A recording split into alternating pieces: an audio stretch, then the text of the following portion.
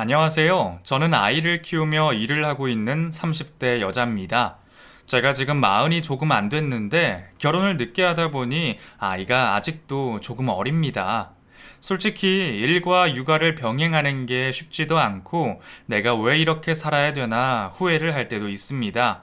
사실 지금 한창 말을 안 들을 때라 요놈을 어떻게 하면 말 좀 잘 듣는 어린이로 키울 수 있을지 고민을 하며 살아가는데 또 한편으로는 아이가 커가면 커갈수록 요 쥐방울만한 녀석이 없었으면 어떻게 내가 살아왔을지 항상 생각합니다. 사실 아이라는 게 낳기 전에는 별 생각이 없었습니다. 내 몸 갈아서 애도 낳아야 되고, 육아도 해야 되고, 하던 일도 관둬야 되고, 그럼 살도 찌고, 우울해지고, 그냥 모든 게 다 불행이라고 생각했거든요.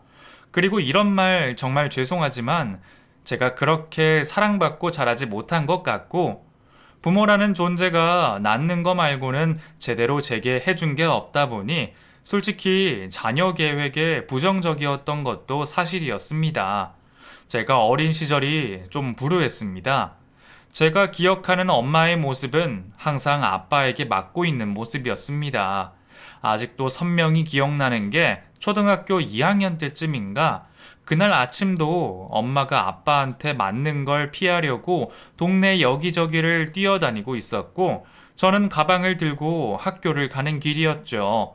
저 멀리서는 엄마가 고함을 지르며 뛰어다니는 걸 사람들이 구경하고 있고 제가 학교를 가는데 한 아줌마가 그러더라고요. 야, 너도 참 독하다. 네 엄마가 저렇게 맞고 있는데 학교가 가고 싶어? 너도 가족인데 좀 가서 말려. 하고 저를 붙잡더라고요.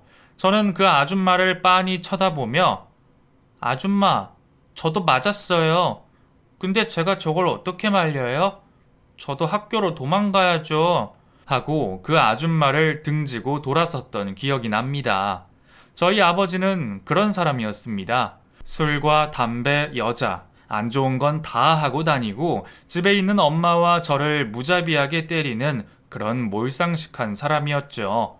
그래서인지 저는 어릴 때부터 그런 생각을 많이 했습니다. 이럴 거면 대체 나를 왜 낳았지? 그냥 둘이 살지. 왜 나를 낳아서 이렇게 힘들게 하는 거지? 하는 생각 말이죠. 심지어 아빠는 술에 취해서 엄마를 방으로 데리고 들어가서는 애 하나는 부족하지 않아. 둘은 낳아야지. 그래야 우리가 죽고 나도 둘이 행복하게 살 거 아니야. 큰애가 딸이니까 둘째는 아들을 낳아보자고. 당신 자신 있지? 하면서 둘째를 낳자고 종용하기도 했습니다. 그런데 더 웃긴 건 엄마는 그 말을 듣고 웃으면서 둘째? 아이고 둘째는 무슨 하나 키우기도 벅찬데 둘째까지? 당신 감당 되겠어? 하면서 그 농담에 웃고 떠들어 준다는 거였죠. 그게 농담인지 진담인지 지금도 모르겠지만 만약 정말 둘째가 생겼다면 저는 부모를 혐오했을지도 모릅니다. 지금이야 아이를 낳고 싶지 않으면 낳지 않는 시대가 됐고 옛날처럼 생긴 대로 줄줄이 낳아서 7남매, 8남매까지 키우는 세상도 아닙니다만 키울 자신도 형편도 안 되면서 자식만 낳으려고 하는 무능한 부모가 한심하게 느껴지기도 했습니다. 그래서인지 저는 어릴 때부터 결혼에도 그리고 출산에도 부정적인 사람이었습니다. TV 드라마에서나 나오는 사랑 얘기, 영화에서 나오는 가족 감동 스토리 같은 걸 보고도 눈물 한 방울 흘린 적이 없었습니다. 그런 게 뭔지, 왜 우는지, 왜 기뻐하는지 아무런 감정도 느낄 수 없었거든요. 한 번은 중학교 땐가 특별 활동 시간에 무슨 영화를 보러 갔는데 친구들이 영화가 끝나고 나서도 다 우는 겁니다. 심지어 담당 선생님까지도요. 저 혼자 멀뚱멀뚱하며 다른 친구들을 쳐다보고 있는데 선생님이 제게 그러더군요. 민지야, 넌 이 영화 안 슬퍼? 눈물 안 흘렸어? 네, 전 저게 뭐가 슬픈지 모르겠는데요. 하고 대답한 적이 있었죠. 선생님은 절 갸우뚱거리며 쳐다봤고 그 다음 월요일 저를 교무실로 불러서 종이 한 장을 내밀며 심리검사를 해보라고 준 적도 있었습니다. 당연히 결과는 제가 또래 친구들보다 공감성 수치가 엄청 낮고 성취감이나 목표만 높은 이상향의 인간이라는 결과가 나왔던 기억이 납니다. 어쩌면 그 결과가 정확한 건지도 모르겠습니다. 전 지긋지긋한 집구석에서 빨리 벗어나고 싶어서 제가 할 수 있는 건 최선을 다해 하는 성격이었습니다. 초등학교 때부터 고등학교 3학년 때까지 학원을 한 곳도 다니지 않고 오로지 교과서 위주로만 공부해서 전교 3등을 한 적도 있었습니다. 오죽하면 전교 1등인 아이 엄마가 저를 따로 불러서는 얘, 너 뭐니? 너 어디 학원 다녀? 아니면 과외받니? 하고 물은 적도 있더랬죠.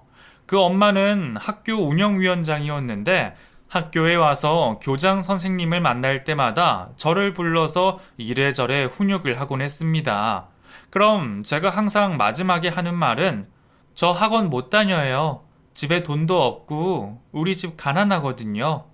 그냥 지금처럼 독서실에서 혼자 공부할 거고 어차피 과외받고 학원 다니는 전교 1등까진 못 따라가니까 걱정하지 않으셔도 돼요.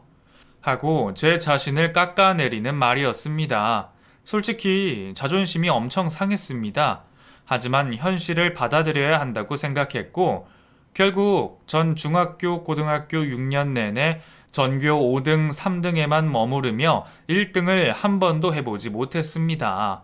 솔직히 말하면 맘만 먹으면 1등을 할 수 있을 것 같았는데 그러면 일이 복잡해질 것 같아서 일부러 한두 개 틀린 적도 있었더랬죠. 그렇게 제 학창 시절은 엄청 불행했습니다. 한편으로는 전교 1등을 하고 싶었지만 부모가 저를 책임져 줄 수 없다는 걸 알기에 눈에 띄지 않으려고 했고 부모는 그런 제가 부담스럽다며 자꾸 저를 밖으로 밀어냈습니다. 그렇게 고3이 되고 저는 대학에 가고 싶어서 홀로 국립대학을 알아보기 시작했습니다. 등록금은 적고 남들은 쉽게 올 수 없는 곳, 다른 사람들이 가고 싶어도 못 가는 곳을 찾기 시작했죠. S대까지 갈 성적은 아니었는데 등록금을 제가 벌어야 한다는 사실을 너무 잘 알아서 저는 지방에 있는 국립대를 선택했습니다. 그래야 집에서 나올 수 있고 제 몸이 부서져라 알바를 해서라도 집에서 나와 살고 싶었습니다. 그렇게 저는 대학에 합격하자마자 바로 옷가지 몇 개만 들고 나와서 지방에 있는 고시원에서 생활을 시작했습니다. 첫 달은 제가 모아둔 돈으로 어떻게 방을 마련했지만 당장 둘째 달부터는 돈이 없어서 알바를 2개씩 뛰어야 되는 상황이었습니다. 그렇게 저는 오전에는 편의점 그리고 저녁에는 호프집 알바를 하며 생계 유지를 시작했죠.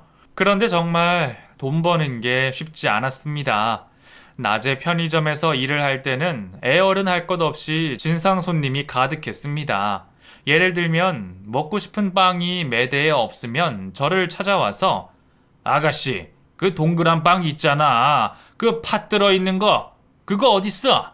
하고 반말부터 시전했죠. 아, 그 빵이요? 오늘 품절이에요. 내일 모레 들어오니까 그때 오시면 있을 거예요. 하고 친절하게 대답을 해주면 뭐? 아니 손님이 오는데 빵이 없어? 아이 그럼 나보고 빵 오는 시간에 맞춰 사 먹으라는 거야? 뭐 이딴 가게가 다 있어. 많이 찾으면 많이 떼놔야 될 거 아니야. 안 그래? 아가씨 머리는 폼으로 달고 다녀? 하면서 막말을 하더라고요. 그걸 제가 정하는 것도 아니고 전 그냥 알바일 뿐인데 저를 붙잡고 욕을 하는 사람이 있는가 하면 한 번은 한 여자가 저를 보고 저 방금 남자친구랑 헤어졌어요. 그러니까 소주 2병 계산해 주세요. 하는 겁니다. 딱 봐도 교복을 입은 고등학생인데 소주라니. 죄송하지만 미성년자에겐 술 못 팔아요. 하고 딱 잘라 말했더니 갑자기 제 뺨을 때리면서 내가 돈 낸다잖아. 왜 안 파는데? 너까지 나 무시하냐? 알바 주제 나 무시해? 야, 우리 아빠가 누군지 알아? 우리 아빠 변호사야. 엄청 유명한 변호사라고. 네가 나한테 이거 팔아서 문제 생기면 우리 아빠한테 말해서 조용히 해결해 줄 테니까 그냥 내놔. 나 오늘 진짜 기분 안 좋거든? 그러니까 당장 술 내놓으라고! 하면서 펑펑 우는 애들도 있었습니다. 그 이후로 저는 영문도 모른 채 편의점 알바를 잘렸고 호프집 알바를 하면서 생계를 이어갔습니다. 이쯤 되면 부모한테 도움 좀 받지 왜 그렇게 악착같이 사냐 하는 분들도 있을 거라는 걸 압니다. 하지만 제 꿈은 딱 하나였습니다. 부자가 되는 것도 아니고 좋은 직장에 들어가는 것도 아니고 정말 딱 부모 없는 세상에 나 혼자 살아가는 거. 아무리 힘들어도 괜찮고 노숙자가 돼도 되니까 부모 없이 나 혼자 스스로 살아가는 것이 유일한 목표였죠. 그렇게 저는 낮에는 학교를 다니며 공부를 하고 밤부터 새벽까지는 호프집 알바를 하며 등록금을 벌고 고시원 비용을 충당했습니다. 어릴 때 TV에서 보면 배가 고파서 밥 먹을 돈도 없어서 물로 허기를 채우는 장면들이 나오곤 했는데 제가 딱 그랬습니다. 정말 밥 먹을 돈이 없어서 가게에 들어가서 물만 벌컥벌컥 마시고 사장님 죄송해요. 갑자기 약속이 생겨서 다음에 올게요. 하고 나온 적도 있었고 고시원에서 제공해주는 밥과 김치만 먹으면서 3개월을 버틴 적도 있었습니다. 이런 얘기를 제가 사귄 남자친구들에게 하면 야, 너 진짜 대단하다. 어떻게 그렇게 버텨? 야, 당장 나와. 내가 맛있는 거 사줄게. 하면서 저를 위로해주는 사람들도 있었습니다. 가난하고 힘들었던 와중에도 웃긴 게 저는 항상 남자친구가 있었습니다. 사실 여자친구들은 뭐랄까 저를 좀 멀리하는 경향이 있었습니다. 그들은 그들끼리 모여서 카페도 다니고 맛집도 다니고 그냥 쓸데없는 곳에 돈을 쓴다는 느낌이 너무 강했습니다. 전 그럴 여유는커녕 밥도 못 먹는데 술자리나 카페 맛집을 돌아다니는 건 제게 사치 같다는 느낌이 강했죠. 하지만 남자친구들은 달랐습니다. 저를 이유 없이 온전히 사랑해주기도 했고, 제가 힘들 때면 제 옆에서 힘이 돼주는 사람들이었습니다. 배가 고프다고 하면 밥을 사주고, 일이 늦게 끝나면 데리러 와주고, 돈이 없을 땐 큰 돈은 아니지만 가끔 용돈도 쥐어주는 사람도 있었습니다. 저는 그래서 남자친구들에게 정말 잘했습니다. 제가 비록 돈은 없지만 줄 수 있는 건 사랑뿐이라 그 사람에게 끊임없이 표현하고 또 표현했죠. 항상 고맙고 미안하다, 사랑한다라는 말을 입에 달고 살았습니다. 그런데 이게 우연인지 필연인지 모르겠지만 항상 저와 사귀는 남자들은 저와 집안 형편이 비슷한 사람들이었습니다. 제가 연애를 많이 한 건 아니지만 남자친구들과 술자리를 갔다 보면 자연스럽게 집안 얘기가 나오는데 저는 울며 불며 힘들게 저희 부모에 대한 치부를 꺼낼 때가 있었습니다. 그런데 그걸 들은 남자친구는 나도 우리 부모랑 연락 끊었어. 그 어릴 때부터 어머니가 바람을 많이 피웠거든. 내가 그걸 보고 자라서 그런지 사실 여자라면 다 못 믿는데 그래도 너는 좀 믿을 만한 애 같아. 사실 여자애들 중에 너처럼 절약하고 돈 아끼는 애 흔치 않거든. 그리고 자기 앞길 자기가 개척해 나가는 사람도 흔치 않고 그런 부분에 있어서 넌 진짜 마음에 들어 하고 말을 해주더라고요. 솔직히 그 말을 듣는데 칭찬 같지도 않고 그냥 나랑 처지 비슷하고 나한테 잘해주니까 사귀는 거야. 너처럼 돈 아끼는 애 없어. 이런 말처럼 들리더라고요. 그 말을 들으니 뭔가 정이 떨어졌고 저는 그 다음날 그 친구에게 이별을 통보했습니다. 사실 몇 번의 연애를 했지만 이런 경우가 꽤 많았습니다. 그 후에 대학 졸업할 때까진 남자친구를 사귀지 않았고 돈을 벌고 회사를 다니면 그래도 인맥도 넓어지고 제 인생 2막이 시작되는 거라 생각하며 몇 번 들어오던 소개팅 자리도 마다하고 돈 모으기만 매진했습니다. 그렇게 제가 원하는 기업에 입사를 하게 됐고 꽤 큰 기업이라 이름만 들어도 알만한 회사를 다니는 제 자신이 너무 자랑스러웠습니다. 버스 타고 출퇴근을 할 때도 일부러 사원증을 목에 걸고 다니고 종종 버스에서 마주친 아주머니들은 아이고, 아가씨 여기 다녀? 공부 열심히 했나 보다. 우리 아들은 이번에 여기 들어가려고 면접 봤는데 떨어졌어. 너무 부럽다. 합격 비결이 뭐야? 우리 아들한테도 좀 알려주게. 하면서 제게 묻곤 했습니다. 그게 어찌나 뿌듯하던지 제 노력의 결실이 빛을 발한다고 생각하는 순간들이었죠. 회사가 좋다 보니 주변 동료들이 소개팅도 많이 해줬는데 저는 내 집 마련하기까지 연애는 안 하겠다는 생각으로 버티고 또 버텼습니다. 물론 제 느낌대로 만났던 대학 시절의 연애와는 다르게 저와 스펙도 비슷하고 외모도 괜찮은 남자가 많았지만 그래도 저는 목표가 있었기에 버티고 또 버텼죠. 그렇게 입사 3년, 회사를 들어가고 나서도 고시원 생활을 전전하던 저는 드디어 내 집 마련의 꿈을 이루게 됐습니다. 처음 계약서를 쓰고 내 집에 입주하던 그날이 아직도 꿈인 것처럼 몽롱하고 그날 밤에 너무 기분이 좋아서 잠을 하나도 못 잤습니다. 입주하고 1년간은 벽에 못 박는 것도 아까워서 못질도 못하고 꼭 필요한 건 테이프로 붙이고 그랬던 기억이 나네요.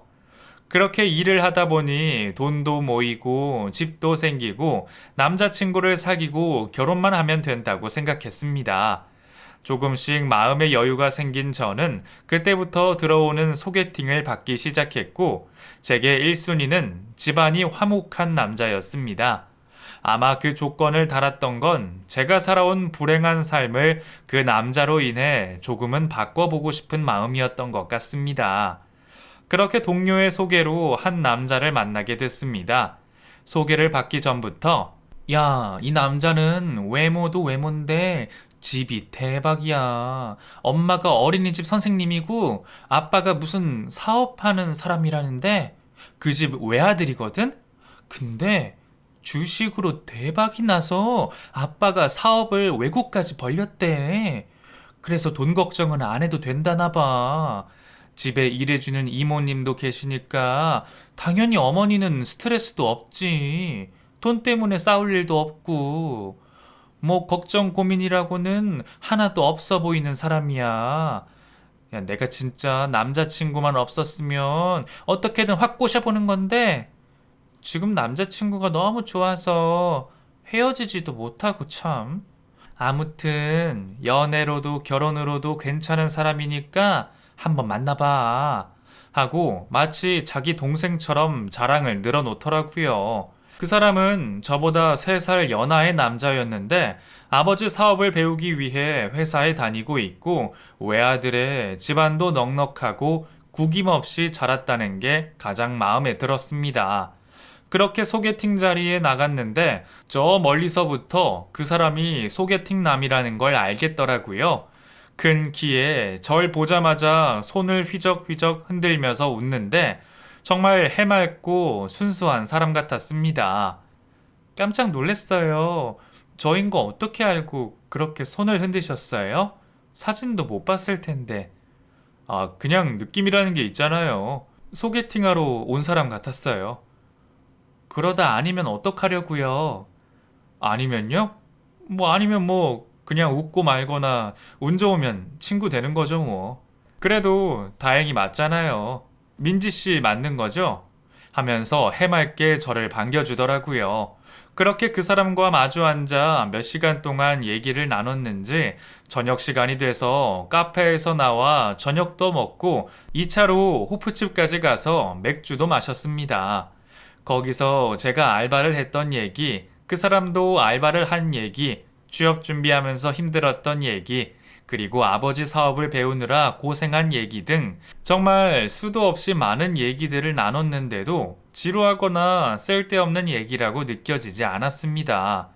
그 사람의 살아온 배경, 환경, 부모님의 관계, 그리고 외모와 성격까지 모든 게 다 너무 제가 좋아하는 스타일이었고 술을 마시면 얼굴이 빨개져서 술을 많이 마시지 못하는 것까지도 너무나 완벽하게 제가 좋아하는 스타일이었습니다.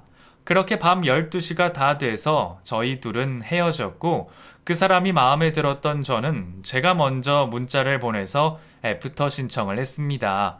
그렇게 두 번을 더 만난 우리는 세 번 만에 사귀기로 했고 누구보다도 행복한 연애를 이어나갔습니다. 그 사람과의 만남은 너무 행복했습니다. 여유 있는 집에서 자라서 그런지 제게 돈 쓰는 것도 아까워하지 않았습니다.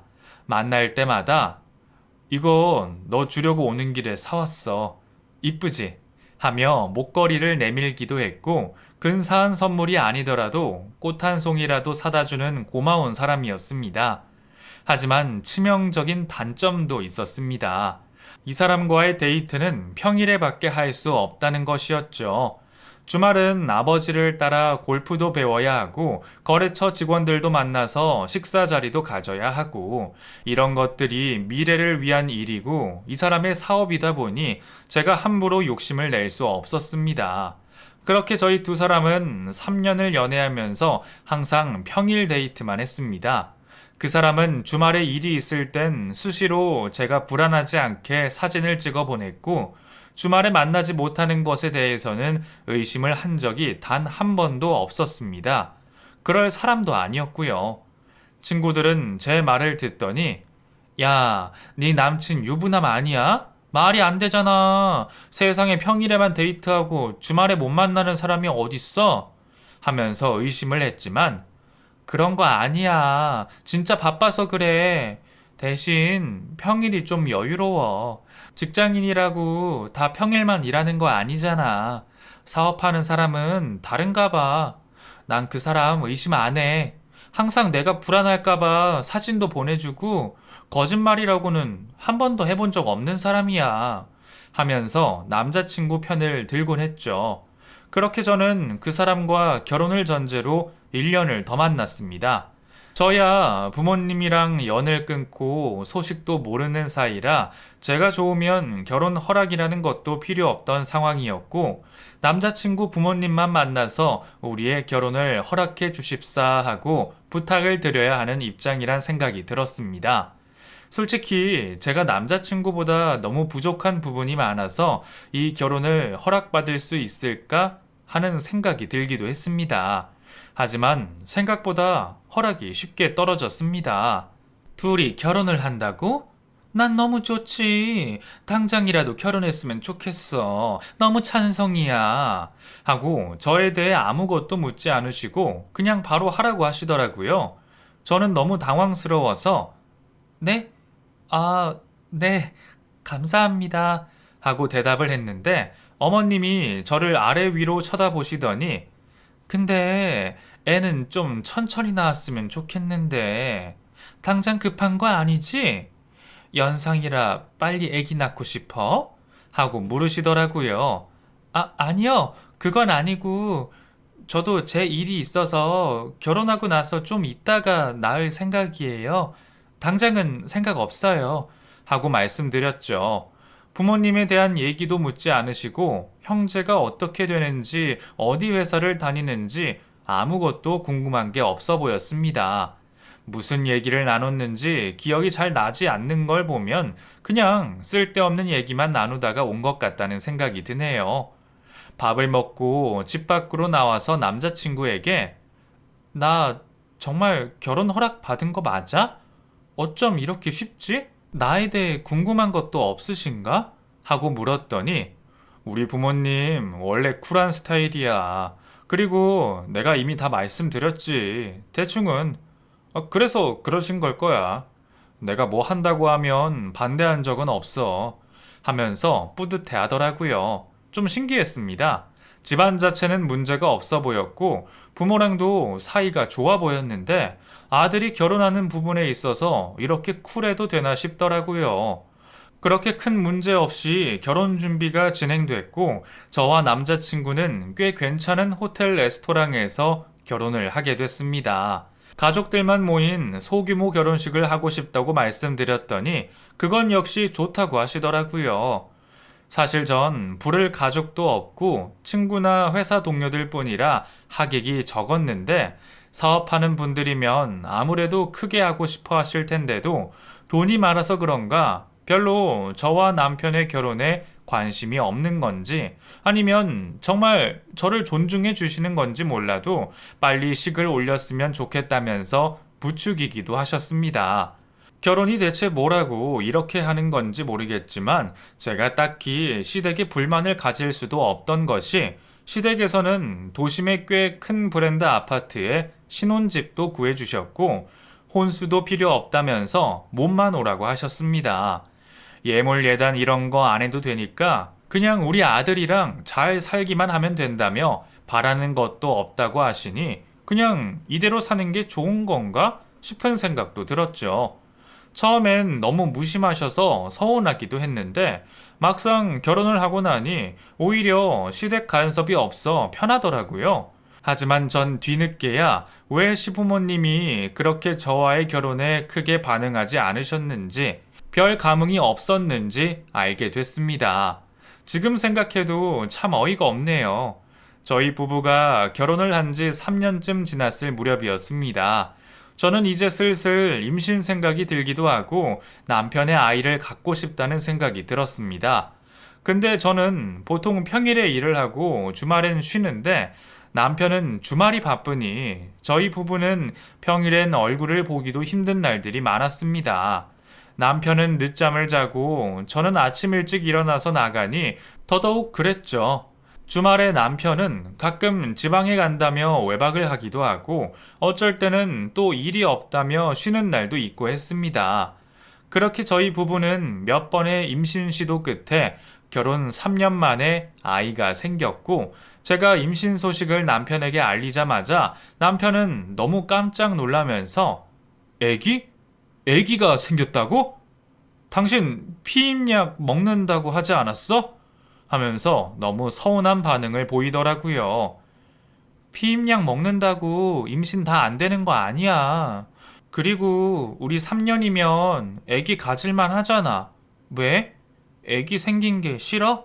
하고 서운한 티를 팍팍 냈더니 아니 그게 아니라 좀 당황스러워서 그렇지. 너무 예정에 없던 일이라 하며 제게 미안하다고 하더군요. 그렇게 저는 임신한 상태로 집에 혼자 있는 게 싫어 꾸준히 일을 다녔는데 점점 배가 불러올수록 컨디션이 안 좋아서 결국엔 육아휴직을 내게 됐습니다. 그렇게 제가 임신을 한 지 6개월쯤 됐을까 동네 사람들도 저의 임신에 관심이 많았던 건지 오며 가며 한마디씩을 하시더라고요. 엘리베이터에서 처음으로 마주치게 된 아주머니는 혹시 8층 새댁이야? 나 9층 902호 살아요. 아니 근데 새댁 임신했나 봐? 꽤 오랫동안 애기 없더니 드디어 생겼나 보네. 너무 축하해. 하면서 제게 인사를 건네더라고요. 네? 아, 네. 저를 아셨구나. 네, 저 임신했어요. 이제 3개월쯤 지나면 출산해요. 축하해 주셔서 감사합니다. 하고 꾸벅 인사를 했는데 그 아줌마가 저를 아래 위로 보면서 근데 새댁은 지금도 일 다녀? 배가 이렇게 불렀는데도 일 다니면 힘들지 않어? 남편은 뭘 하길래 그래? 하고 묻더라고요. 솔직히 귀찮았습니다. 관심도 귀찮았고 대답하기도 싫더라고요. 옛날이야 뭐 아이 하나를 키우려면 온 동네 사람이 필요하다고 말을 하지만 요즘 시대엔 그럴 필요도 없고 오히려 그런 관심이 독이 되는 경우가 많아서 저는 그냥 대충 얼버무리고 말았죠. 그냥 뭐 남편은 바쁘고 저도 혼자 있기 좀 그래서 일하는 게 나아요. 하고 문이 열리자마자 앞만 보고 직행했습니다. 그렇게 육아휴직을 내고 집으로 돌아와서 한참을 자고 일어났더니 남편이 와 있더라고요. 저는 남편을 보자마자 여보, 당신 윗집 아줌마 알아? 하고 물었습니다. 몰라? 왜? 윗집 아줌마가 우리 집에 찾아왔어? 하고 묻더라고요. 아니, 그 아줌마 웃겨. 무슨 나보고 왜 지금까지 애를 안 가졌냐는 둥, 이제야 애가 생겼냐는 둥 그런 걸 자꾸 물어보잖아.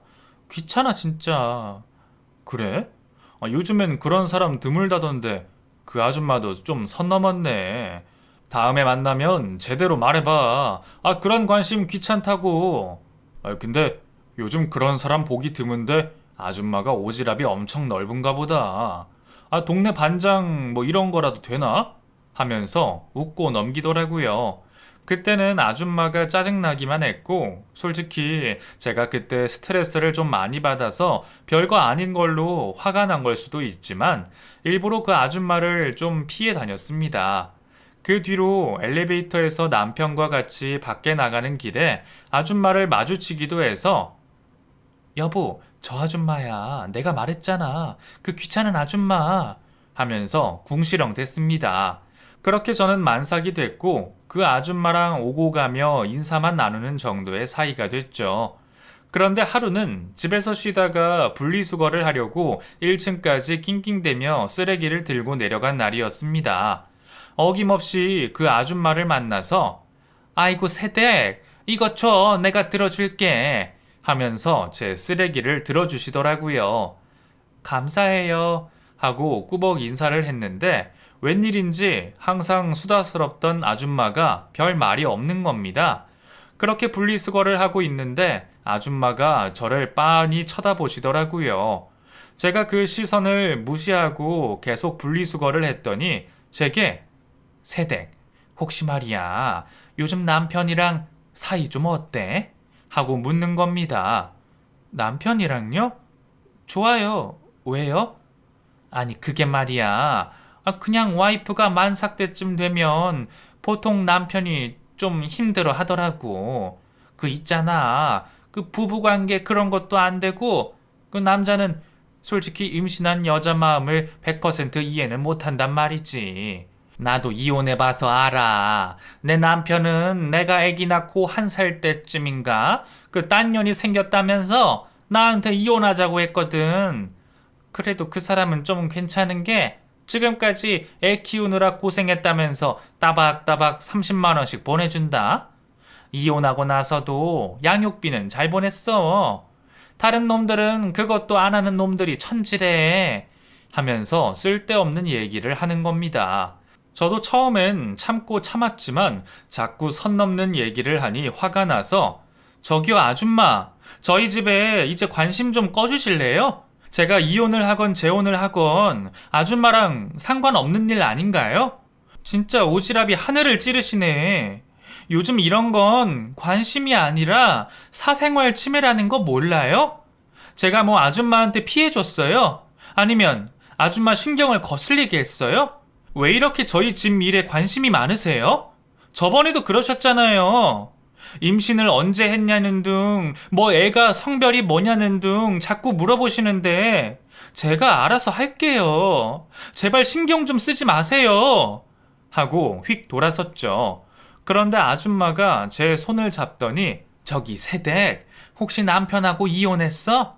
아니, 나도 이런 말 하는 거 진짜 조심스러운데 혹시나 해서 묻는 거야. 새댁은 나처럼 살지 않길 바라면서 얘기하는 거라고.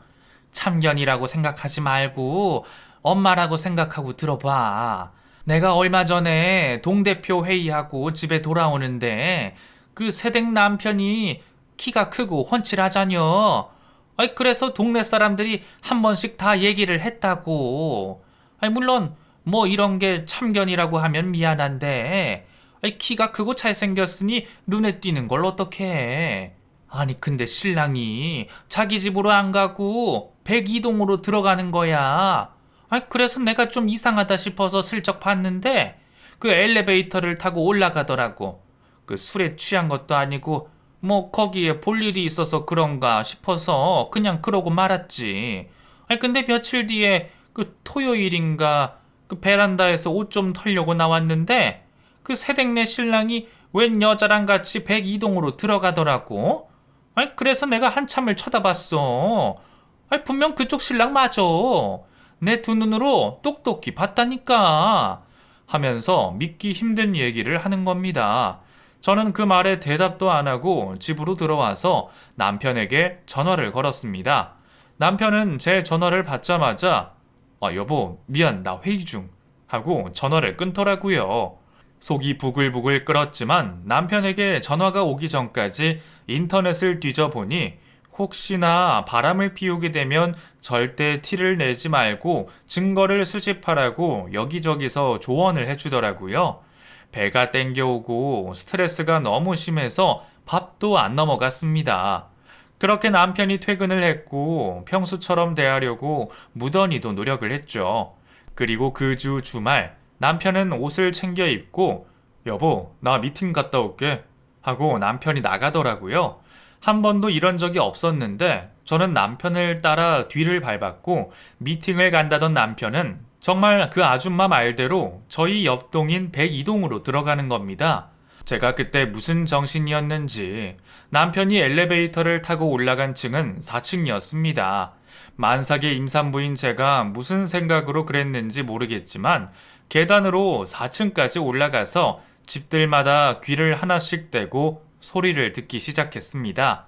저희 아파트가 복도식 아파트라 한 층에 총 10집 정도가 살고 있는데 그렇게 듣는다고 소리가 들리는 것도 아니고 지금 제가 뭐 하는 짓인지 정말 현타가 오더라고요. 그런데 그때 한 집의 문이 철컥 하고 열렸습니다. 본능적으로 저는 소리가 들리는 쪽으로 고개를 돌렸고 그곳에서 기가 막힌 광경을 발견하게 됐습니다.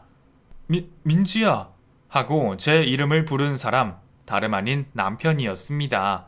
그리고 남편 옆에서 작은 꼬마 아이 한 명이 남편 손을 잡고 있더라고요.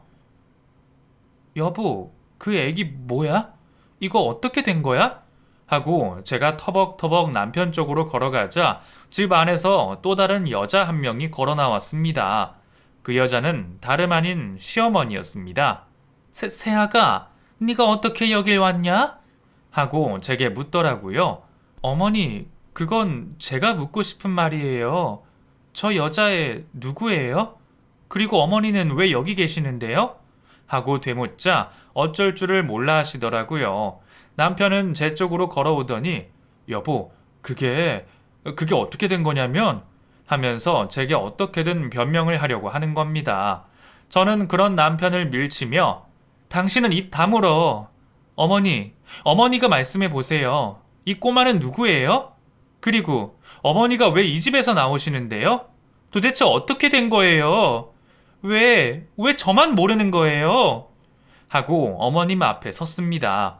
그러자 어머님이 쟤는 잘못 없어. 다 내가 그렇게 하자고 한 거야. 쟤는 죄가 없다. 진짜야. 다 내가 그렇게 하자고 한 거야. 그러니까 세아가 우리 아들 탓하지 마. 우리 애는 잘못 없어. 하면서 제 손을 잡으시는 겁니다. 그리고는 펑펑 눈물을 흘리시더라고요. 우리 아들이 불쌍해서 그래.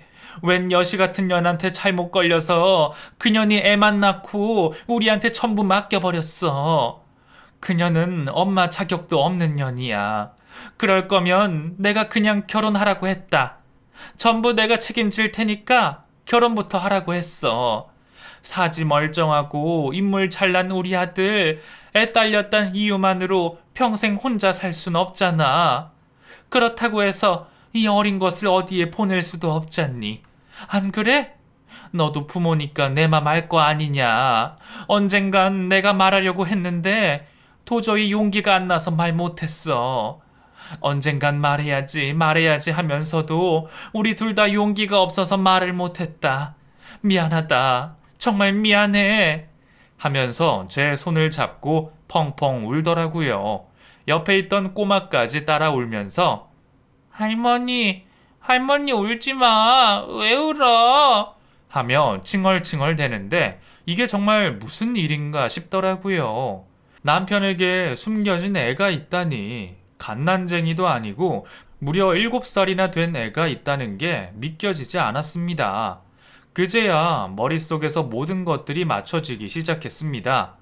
왜 어머니가 우리 결혼에 그렇게 호의적이었는지, 조건 차이도 많이 나고 집안 차이도 많이 나는데 반대 한 번 안 하고 저를 받아주셨는지, 왜 제가 하고 싶은 대로 다 하라고 하셨는지, 신혼집 치고는 도심 한가운데 고급 아파트에 집을 구해주셨는지, 그제야 모든 게 퍼즐처럼 맞춰지더라고요.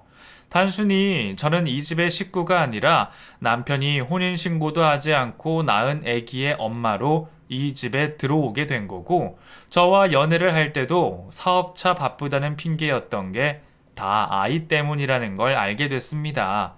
정말 모든 게 혼란스러웠습니다.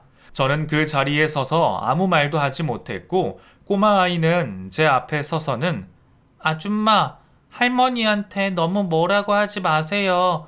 할머니는 잘못한 거 없어요. 하면서 당차게 말을 하더라고요.